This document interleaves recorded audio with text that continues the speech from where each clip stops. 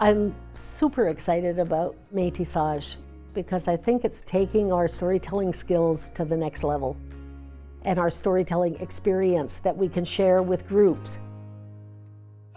I'm Judy Silito. I am the facilitator of the Métissage storytelling session today. Métissage is a type of storytelling process. We take people through to explore their own stories, weave them together with one another's stories, and then deconstruct what we learn from that process. Because more and more as our world is evolving in diversity, globalization, we're all living together, and that means we're bringing difference together. That is something that is a skill that needs to be honed and practiced, and there's a lot of potential in that if we learn to live well with difference, to be curious about that difference and not threatened by difference.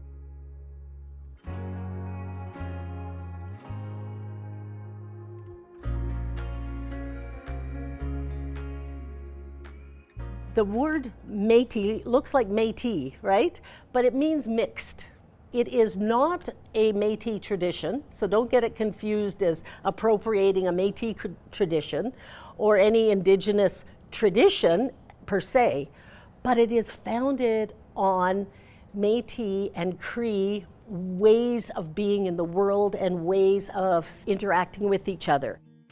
This was partly made so that teachers of English to adult immigrant classes can take it into the classroom and use it in the classroom with newcomer populations to help them explore their own migration stories, their own settlement stories, and how they intersect with the new community that they're coming to live in.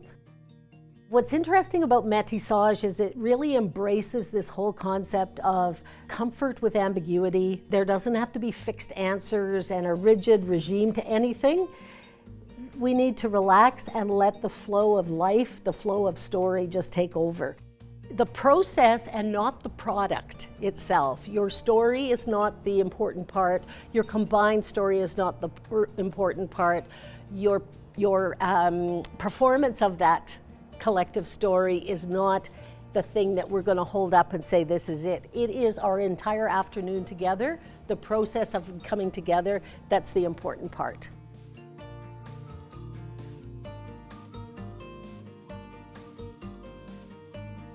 I am a little bit nervous about it, of course, but I think it will really depend on how safe we feel. I hope that I will feel safe enough in this small community to be truly vulnerable, because I feel that that's where real connection can happen, when you bring yourself fully with your flaws and let others see that, your weak spots. Okay, amble, switch. Make sure okay, back to back. This time. I always start with some activity that I call inviting our storytelling selves into the room, and some activity to loosen people up and out of their head, and let's get into our storytelling selves. Okay. Yeah. It's time. Back to back. Face to face. Back to back. Back to back.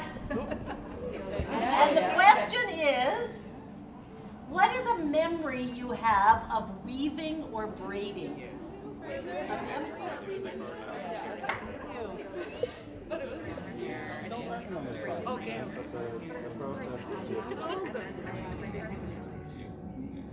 Is it a happy memory? You can all take your seats. Thank you so much for playing with me.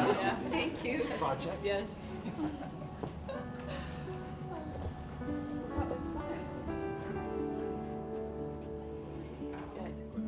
Now I want to give you some time to write. You will be given a story prompt to write a short narrative about a personal experience. It doesn't have to be anything like huge, just an experience.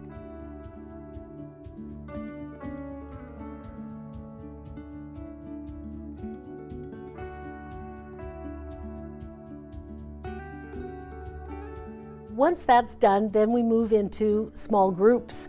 So in a group of 3 or 4 people, you'll be able to share your own personal story and engage with the group to get their reactions, reflections, and responses to the story that you've just shared. I did write a little bit of my story last night, so I think I'm prepared. In terms of vulnerable parts, I don't know, honestly. I might hold back a little bit, but depending on the dynamic of the group, I might feel willing to share a little bit more. In Métissage, we challenge people to listen with stillness and listen with silence. Silence is often a very profound way of caring about someone's story, a very profound way of attending to someone's story.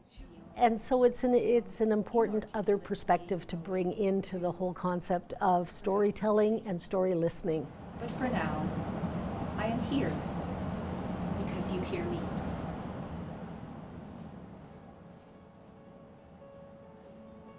It felt really empowering to have had the opportunity of sharing a story and being heard and seen authentically, like truly heard. As teachers, we're used to telling stories. As a mother, I'm used to telling stories. This didn't feel the same way. It felt very powerful. It was hard to be a listener sometimes, I just want to say, because we were instructed to be still. And that's very difficult for me to do. Even as a teacher, when I'm working with learners, you're always wanting to give feedback at the moment. And that wasn't very easy, to just listen and not have to nod your head or even smile.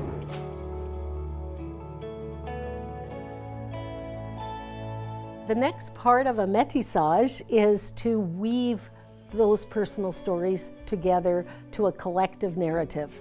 So we put people back in groups, the same people, and they look for connections in their stories. What are some connecting themes? What are some connecting images or thoughts that maybe come at it from different perspectives? And they weave these different ideas and emotions and perspectives together in a collaborative story. The next part of the métissage is to perform that collective story. And we get some wonderful creative ways of putting that performance in play to share the collective story with the rest of the group.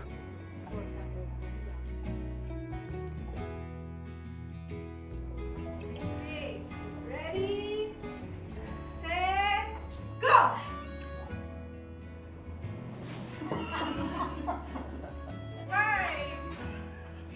My story reflected me in the past. Stuck in the present. Yes, he's stuck in I the think you present. get somewhere still. And Indira's voice was very confident because she's very happy in her present self. But she had to go through many obstacles to get where she is, and she's very proud of it. I love the portrayal of the obstacles that got you there, that it wasn't a straight line.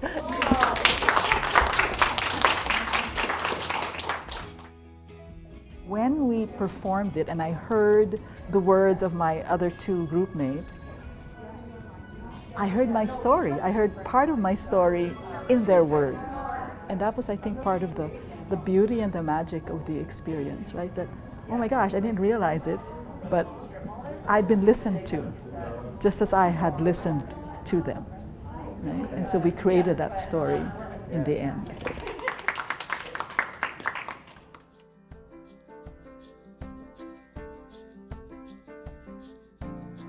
The most important part of the métissage process is to then deconstruct that and think about what does that process, what did we learn from the collaboration, how did that illuminate our own stories differently or more profoundly, and what did we learn about other people's stories. I saw how incredibly powerful it was in building community very quickly, as long as the right setting and the right space was developed. I really like that because I usually try to create that space in my classroom, but students feel safe but don't necessarily make meaningful connections with all of the students in the class. And I feel that this practice of sharing stories would be very valuable to help make those meaningful connections. The amazing creativity that can come out of just a few minutes of group work, eh? Reactions from anyone? That we all come from somewhere, we all have a story, right? And in any way, you will find something in common. Mm-hmm. Doesn't matter where we're from, how we got here, right? We will always have a story and we will always come together, and I think that's a great way to show our students as well. Yeah. But even if they are from whatever country, they come here and you will have a connection to. Mm-hmm. Wonderful.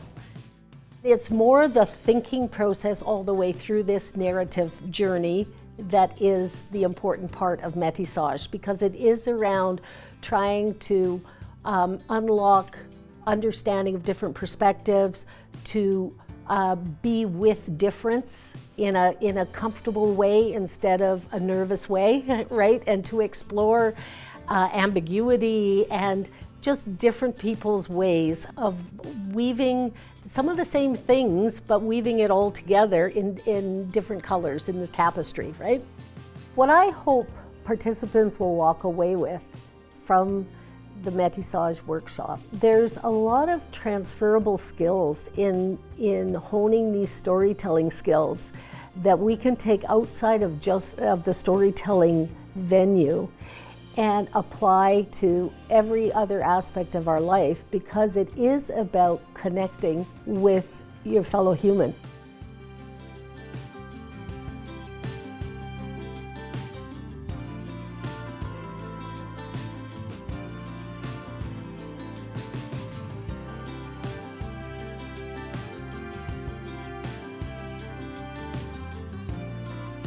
I try to find a way to remind people about what a precious gift it is to share stories with each other, and how grateful people are to receive your story.